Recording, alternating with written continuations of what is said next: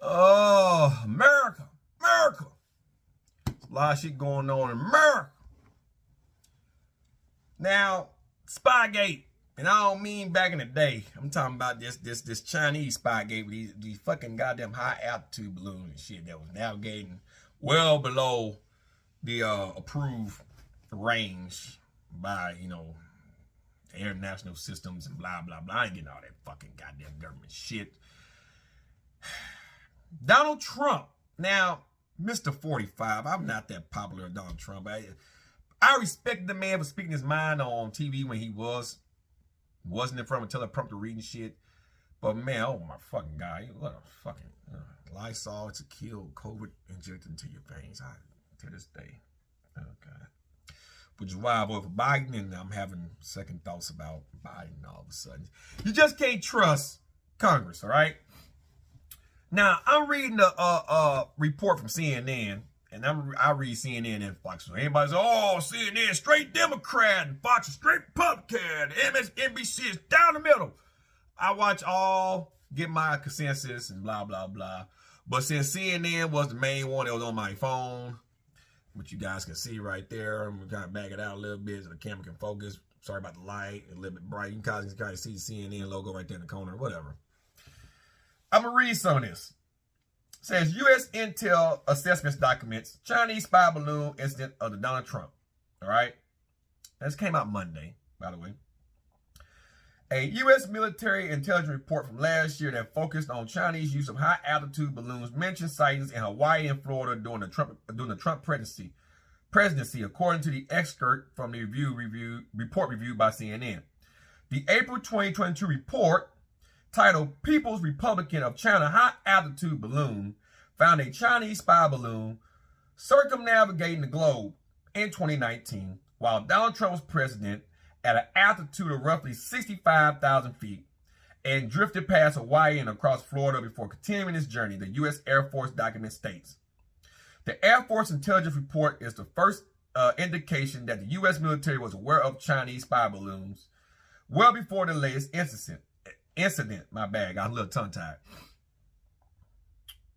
However, it is not clear from the documents when U.S. officials first became aware of the Chinese flights or what they assessed regarding their purpose.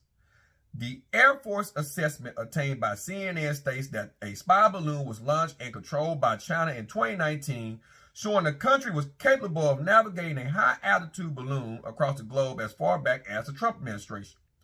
China has deployed multiple high-altitude balloons that can operate at 65,000 feet all the way up to 328,000 feet, and then for months at a time. I'm going to just stop right there. Now, I'll link the article at the end of this video. You guys can go read the rest yourself. We all know Trump and Xi was buddy-buddy, trades and all that shit. But if this is indeed true, then that raises a lot of speculation into whether or not China received a lot of intel from us based on what they seen going over Hawaii and Florida. And guess what? We got naval bases in fucking Hawaii and Florida. Air Force and all that type of shit, right? Florida got spots where they launch missiles. Hawaii got spots where they launch missiles.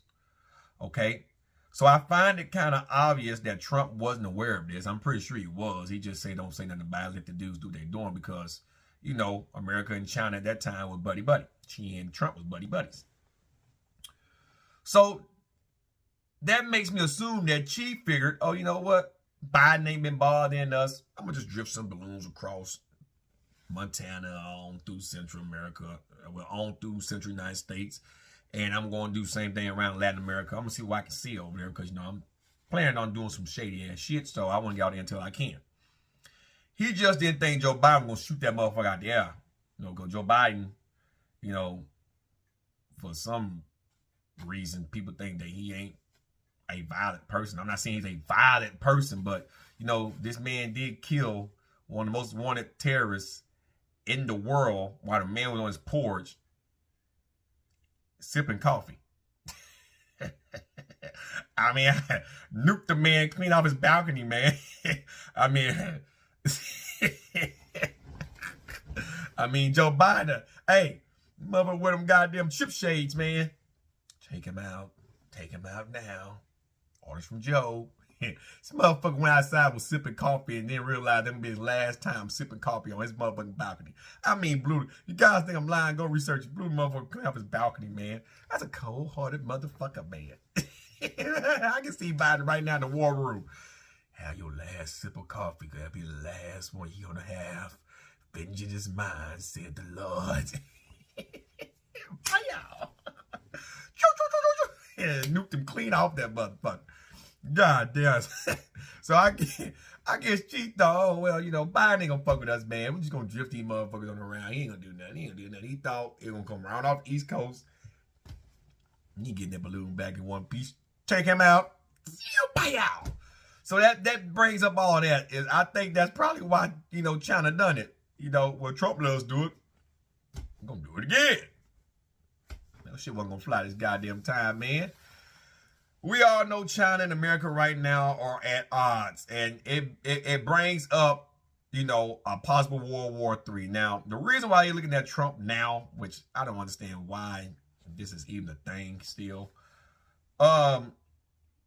you know, Trump's on a lot of investigations from, you know, the Capitol issue when they stormed the Capitol, the insurrection, to tax invasion and fraud and all that shit. So there's a lot going on with Trump, and the man is planning on rerunning in 2024 to get back to the White House. And, you know, I'm not going to vote for Trump. And honestly, if Biden is running again, I'm not voting for Biden either. I probably won't vote at all this upcoming election, because as much as I do like Joe Biden, this last year and a half or two, this Ukraine, giving money away to Ukraine and all that shit, and we couldn't even feed our own kids in America and put money back in our own country. It's a lot that I think about. I'm not loyal to a party, because that's where your problems run into. You got devoted Republicans, devoted Democrats, and red war in Congress, because, you know, like I said in previous live streams, war happens when both sides is trying to push their justice on one another. They can't agree, and they think both of their issues are right and correct. So there's a dispute. And so when this side think what it's doing is just, and this side think what it's doing is just, and they can't get along, they clash, that's war. It's been going on in Congress for years. That's why the world as a whole here in America is the way that it is. Because Democrats and Republicans can't get along. It should be just one party. Vote. Don't pass. Move on to the next topic. Vote. Everybody's uniform. Everybody gets along. But the Democrats want to do things their way. Republicans want to do things their way. And then the president, if he's a Democrat, Republican, if he ain't got the House and the Senate, and the majority in the Senate and in the House, he can't pass his agenda. So it's to keep the president from getting out of control with power. But everybody's battling one another. And that's why a lot of countries, even though we're the most powerful country in the world as of right now, and a lot of people do respect and fear us at the same time, there are a lot of countries that is watching our downfall. And China thinks this is the most vulnerable time to try to take us out. That's just my opinion. Because we can't get along in Congress. We can't get along in the House or the Senate. We can't even get along the states levels and our own governments on the state levels. It's governors getting into it with other governors and all type of fucking shit. Ain't nobody's on the same page. Nobody. Absolutely no fucking body. So we need a president, and we need a new wave of congressmen and women in the House and in the Senate that can see the bigger picture and don't let being devoted to one party warp your judgment on things. Like, it's fucking crazy. You got some far left Democrats, some far right Republicans, and you got some that's down the middle. You got some independents that's down the middle. You know, but at the end of the day, we can't just point at Trump under the Republican administration and say, oh, well, he let this happen. This is why it's happening now under the Biden administration. You can't do that. It's like the documents all of a sudden they were found in fucking Joe Biden's house, and all of a sudden Mike Pence claimed he ain't have none. Now all of a sudden he got some, and we all knew Trump took a lot of them. Like, what the fuck is going on now in damn days?